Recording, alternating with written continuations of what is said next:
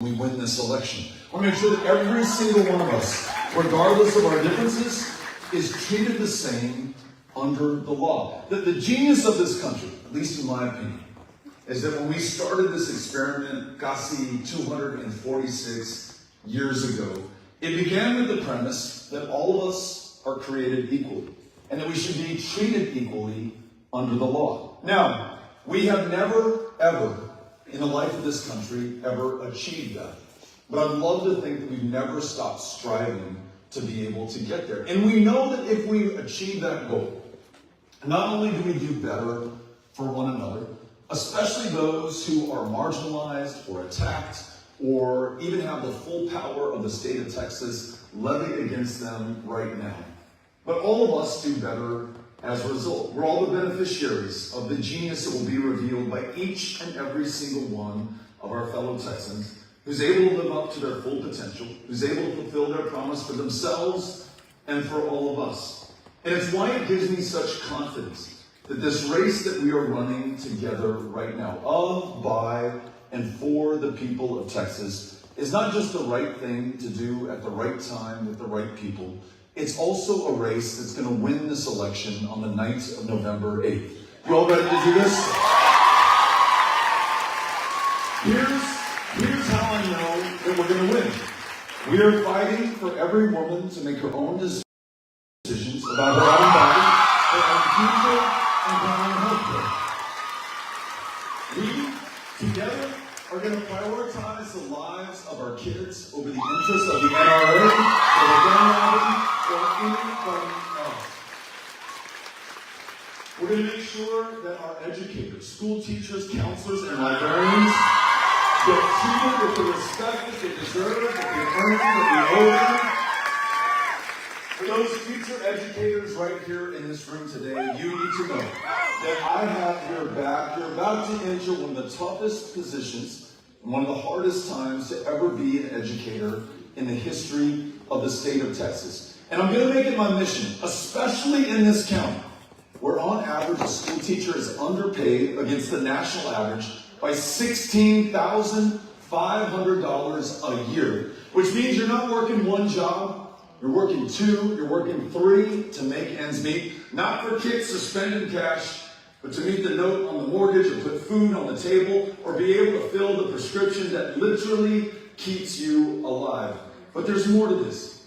You also demand respect. And that means we listen to you when you tell us what is best for you to be able to connect with that child in front of you in that classroom. You're trying to draw forth a lifelong love of learning. Stoke their curiosity. Once you get that started in that kid's head, there is no stopping them, and by extension, all of us. So after 2 years of a pandemic, 2 years of learning loss, 2 years where we're literally trying to keep so many of these kids alive, you've told me that these high stakes, high pressure, standardized tests that in no way effectively measure the potential of that child or the effort that you are expending on her behalf, that we can do better.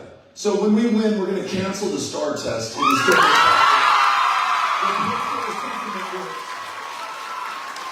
you that classroom time back to connect with those kids and allow you to follow your passion. Allow them to do their very best. Tell you somebody else that we're here for.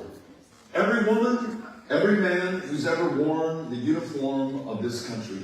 We spare no expense to send you off to war, to ask you to potentially lose your life on the part of all of ours, or take the lives of others in the name of this country. But we somehow, as the wealthiest, most powerful country the world has ever known, have a hard time coming up with the resources when you return to our communities. Getting an appointment at the VA can be a months or years-long ordeal for far too many veterans. In this state, which boasts the 9th largest economy on the planet today, while we're sleeping comfortably in our dorm rooms or hotel rooms tonight, there will be hundreds of veterans in this state sleeping on the side of the road, under a bridge, on a park bench. What if we said we will bear any burden to make sure every single one of those veterans has a home? That home is their starting place for a job, for a career, for the care that they need. And if they have come back exposed to these toxic burn pits that we hear about from Iraq, in Afghanistan, breathing in literally God only knows what, as we burn up the medical waste and body parts and toxins and chemicals. And now that they're back here in Nacogdoches, they're having a hard time just breathing at home, at work, or at school. We set up a toxic burn pit registry in this state, connect every veteran with that care that literally might save their lives. And when they tell us, as they have told me, hey Beto, when I do get into the VA, and I go there for my post-traumatic stress disorder or traumatic brain injury, or those signature wounds and conditions incurred in combat and service to this country, the VA is all too willing to prescribe me an opioid, to which I may become addicted, and that addiction I may die from. But there's something else that I can use that relieves my symptoms, restores my appetite, allows me to sleep at night. But to use that in the state of Texas makes me a criminal in the eyes of the law. That's why we're going to legalize marijuana in the state of Texas.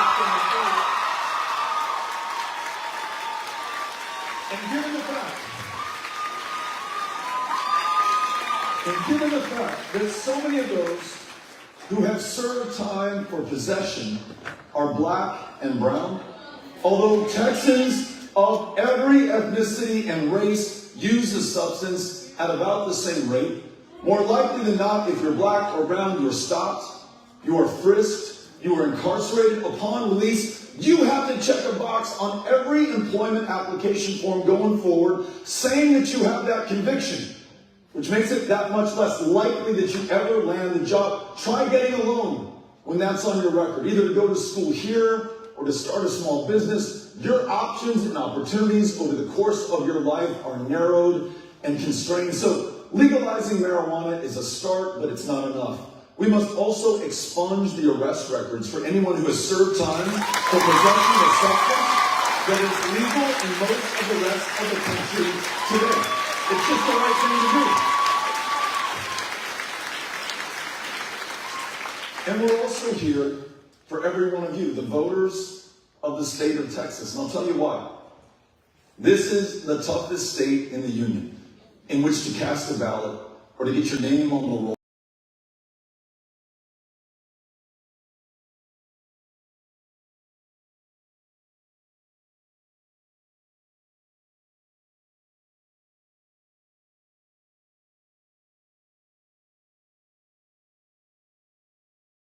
To be registered to vote. Why that is? I mean, we can only begin to assume some voters. I'll give you some facts and allow you to draw your own conclusions. 750 polling places have been shut down in this, the fastest growing state in America. That's twice the number of the next closest state. And you know where those closures take place? In the fastest growing black and brown neighborhoods in the state of Texas. And I'll give you an example. You may have remembered seeing this last election day, and I promise you'll see it next election day. A line 6 hours deep outside of Texas Southern University in Houston. Not 6 hours deep because people are so anxious and hungry and want to vote so urgently. It's because those polling place closures have occurred in that neighborhood, and that's the one place for all these people to go. And for everyone willing to wait 6 hours, can you imagine how many others are working a $7.25 an hour job or two $7.25 an hour job and don't have the time to wait, or they're raising their kids or taking care of their folks? They're just living their life, or they say, the hell with it. Why would I ever suffer this indignity in my own country to wait 6 hours to vote? You can use your license to carry a firearm to prove who you are at the polling place, but in this state, one of the only in the union that doesn't allow this, you can't use your student ID here at SFA to prove who you are at the polling place. This voter suppression and voter intimidation is not aimed at people like me, of my age. I just turned 50, so I'm on my road to old folk, right? It is aimed at you, at the very young, who are going to this university right now. It is aimed at black and brown people across the state of Texas, as it always has been since the end of Reconstruction in Texas. But we have a chance to overcome this, and I'll tell you how. Not only must we win this election on the night of November 8th, but we must ensure that it's easier to get on the rolls. That means online voter registration and automatic voter registration. When you turn 18, you should automatically be registered to vote. Same-day voter registration. Replacing gerrymandering, where members of Congress choose their voters, with citizen-led redistricting commissions, where you draw the districts and include yourself in, so you're no longer drawn out. And then, let me try this one on for size. What if we replaced Confederate Heroes Day as a celebrated state holiday with Election Day as a celebrated state holiday, so you take the day off of school or off of work and be able to find the time to vote? I want to make sure that we also do common sense, bipartisan things that we're not going to be able to find the Republican or the Democrat or the Independent, for that matter, to take the other side of the argument on. Let me give you an example. You probably know this, we're the least insured state in the United States of America. It means it's harder in Texas than anywhere else to see a doctor, to fill a prescription, and to go to a mental health care provider. Especially for those with schizophrenia, bipolar disorder, clinical depression. East Texas, I just left Harrison County. There's not a single psychiatrist, psychologist, social worker, therapist that many people can go to relieve their symptoms. And you know where the largest provider of mental health care services is in the state of Texas today? It's the county jail system. Folks will literally get locked up on purpose to go to the one place they're guaranteed any kind of care, no matter how insufficient or immoral that might be. You and I are paying for $120 a night to keep someone locked up. The only place that they can go for a fraction of that. We could expand Medicaid in the state of Texas, bring $10 billion in to this state of our own federal income taxes. Money you and I have paid up to the federal government comes back to us. Hire up those clinicians, those doctors, those nurses, those psychiatrists and psychologists. Connect more people with care. All I want is that you be well enough, healthy enough, to finish your education, to go to work, to raise your family, to run for office, to do whatever you were placed on this planet to perform in the first place, only you need to be well enough to be able to do it. The other thing that I want to make sure that we do, and this is something I hope that all of us can get behind, is that whatever the differences are between us, we seek out the common ground. No two people are ever going to agree on everything all the time. I'm here with my wife, Amy, who's right here. She can attest to this, 17 years of marriage. But we still find the things that matter most in raising our kids or running our house or running this campaign over the course of the last year. We find what the greater good is, and both of us get behind it, and it is so damn fulfilling for us. It's a sense of purpose in our lives that I think every single person wants to have. And I say this because I don't know that this state, I don't know that this country has ever been as divided and polarized as it is today. And we've got a government who seeks to define us based on our differences, who wants us to be scared of one another. That fear can sometimes engender outright hatred. Let me give you some examples. You ask the governor about legitimate concerns that you might have, and he'll distract you or deflect and tell you to watch out for CRT, critical race theory, which, as far as I know, is a course that is only taught in graduate schools. But he wants you to think that your first grader or second grader is in a graduate level course on critical race theory right now. When the real challenge is, shouldn't we be able to tell the full story, the full history of the people of the state of Texas, right? Those of you whose ancestors came here 15,000 years ago, a reminder that right now we are standing on indigenous land. Others who were kidnapped from another continent, brought here in bondage, and forced to build the success and the wealth and the strength of this country without ever being able to partake in what they had made possible. And yet others who came here of their own volition because they knew that to stay where they were from meant certain death. For the O'Rourke's in the 19th century, to stay in Ireland in the midst of a famine that killed 1 million people meant to die. And so they came here to this country. Think about that when this governor tries to make you afraid of immigrants who are trying to come here right now for the same purpose. John Lewis, with whom I had the extraordinary honor of serving in Congress for 6 years used to say, look, we all came here at some time in a different ship in a different year.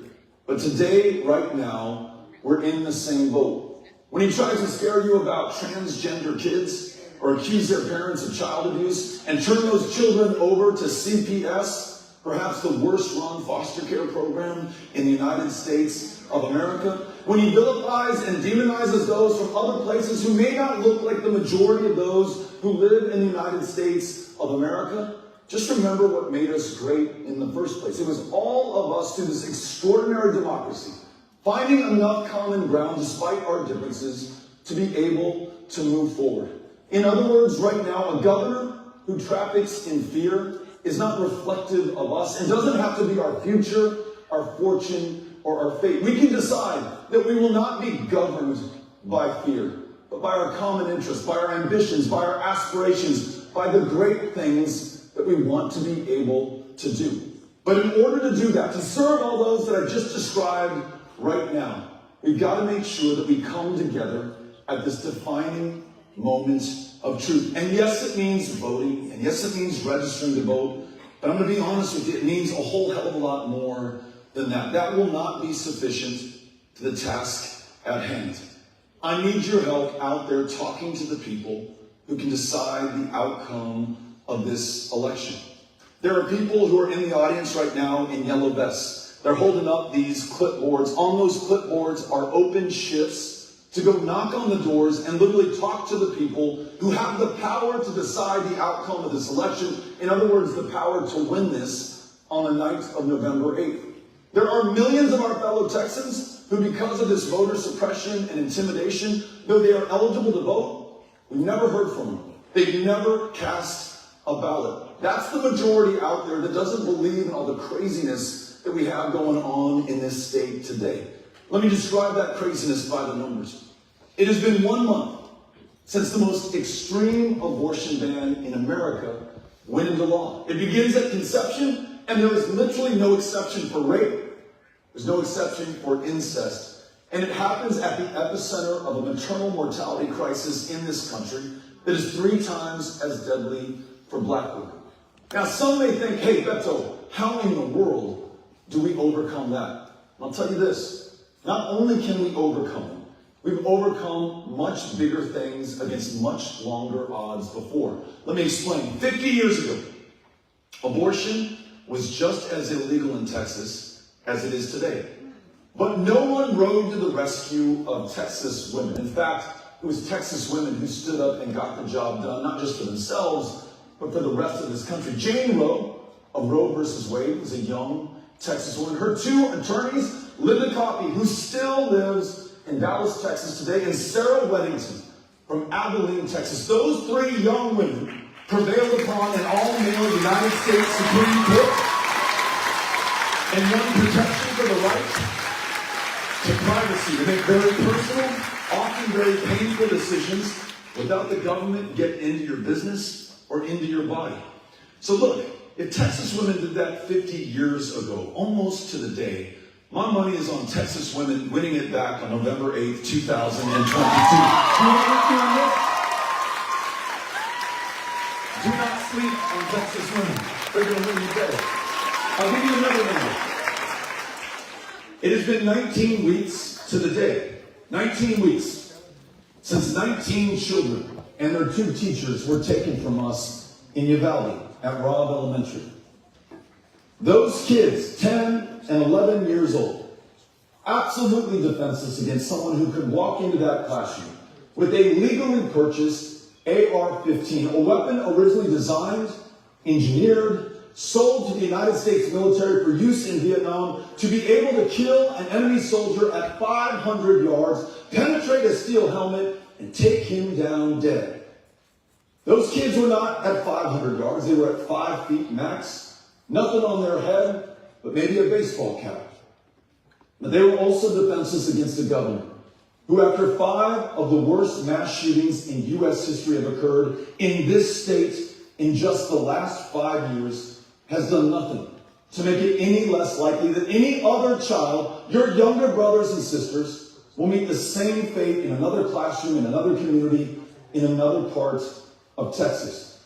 The answers do not elude us. The common ground is right before us. Look, we may not all be able to agree on everything that we want to do to avert these crises and these massacres and these needless deaths of young people across the state. But we should remember, gun violence is now the leading cause of death for children and teenagers in the state of Texas. We have more mass shootings in schools in this state than does any of the other 49. This doesn't have to be our future.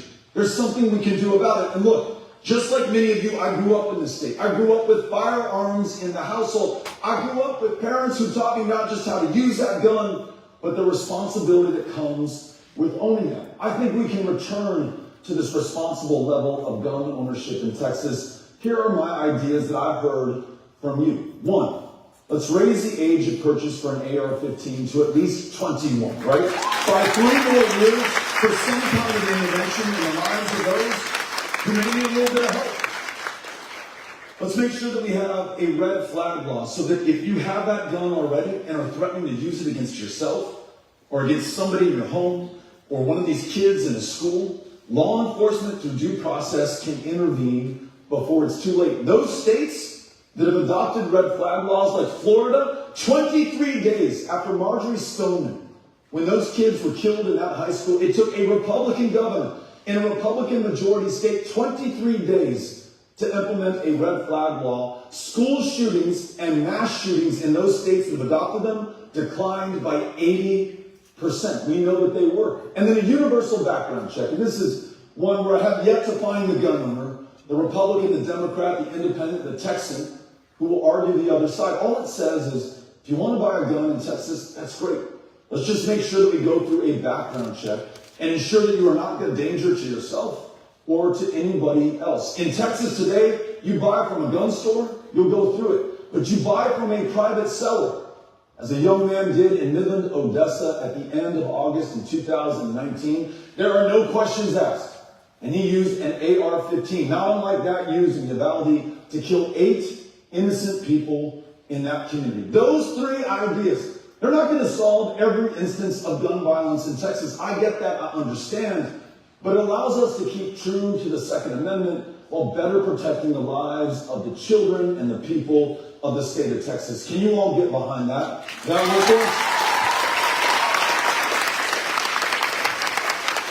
There's this number. A little more than 18 months ago, the temperature dropped. And in the energy capital of the world, the lights stopped working. The heat stopped running. The water stopped flowing because it was frozen in the pipes in your house.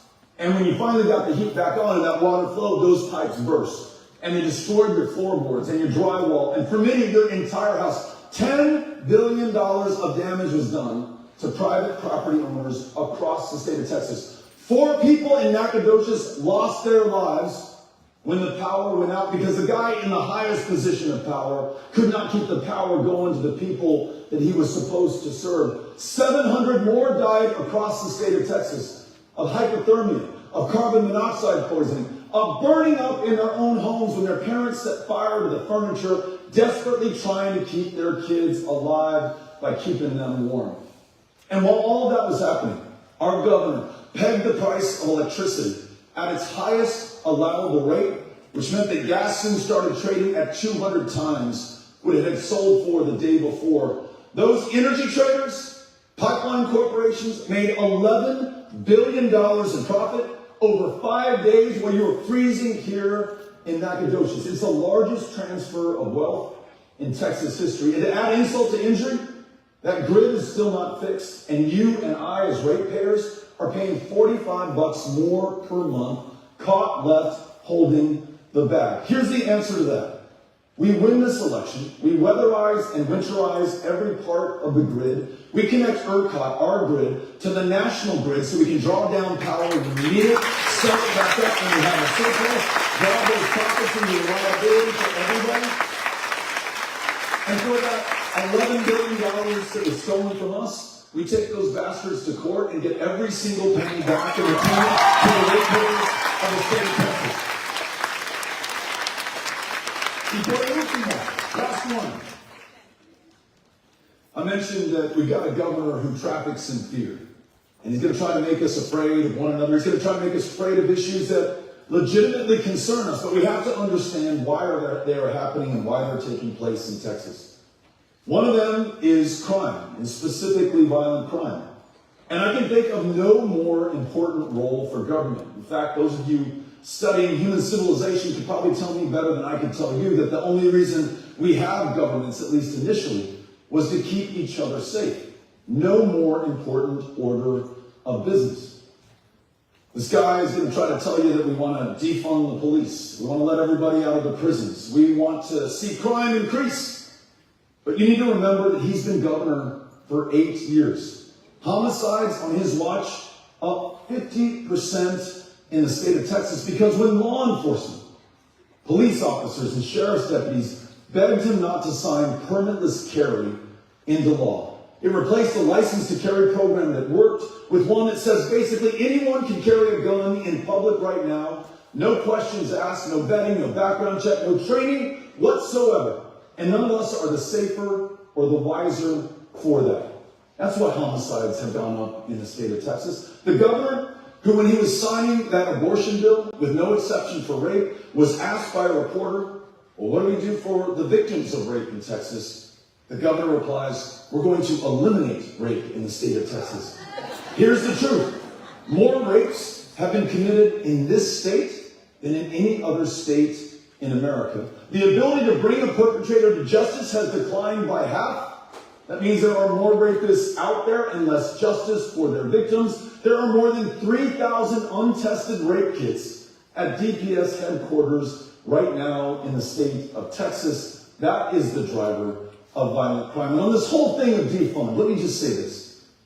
No serious person believes that we are going to be able to exist as a state, as a country, as a community, as a society without these brave men and women who wear the uniform every day, risk their lives to protect our lives. And of course, we want to fund them, fully fund them, but we also want to make sure that we are funding training so that everybody is treated equally under the law, regardless of the differences between us. And we also want to make sure, and this is important, that there is accountability for those exceptional cases, a small minority of officers who abuse that position of public trust and use that life and death power indiscriminately against those who they are sworn to protect and to serve.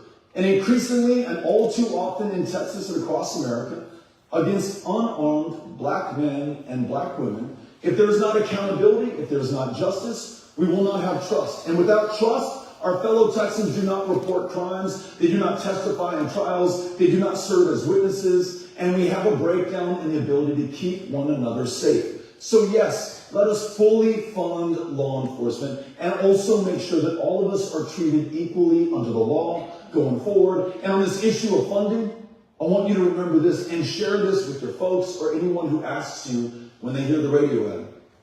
7 years ago, the Uvalde Police Department requested funding for their radios because they didn't work when they were inside of buildings, like say a school building.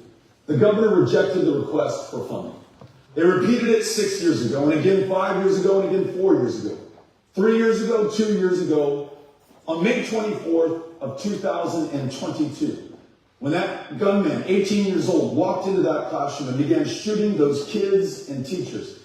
Those law enforcement from Uvalde were in that building and their radios did not work because the governor had not funded them. 911 dispatch was reporting that there were still kids alive as well as teachers with them who were calling 911, but they could not get the message to the officers inside on the other side of an unlocked door for more than 70 minutes. Now that doesn't explain, condone, or justify the actions of those who responded on that day.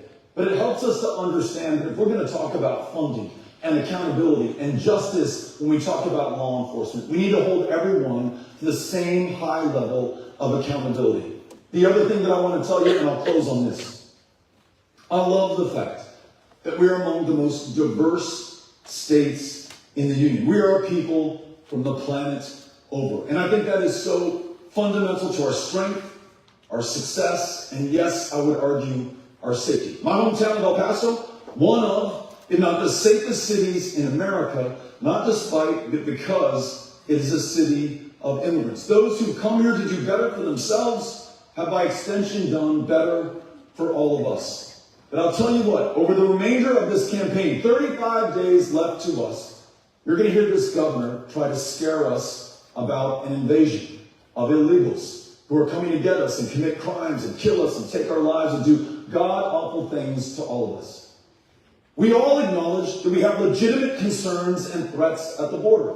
There are those who will traffic in illegal drugs like fentanyl that will kill our fellow Texans. We must be vigilant against that and do a far better job. There will be others who traffic in human beings. And we must also be better about stopping that and preventing these kinds of crimes.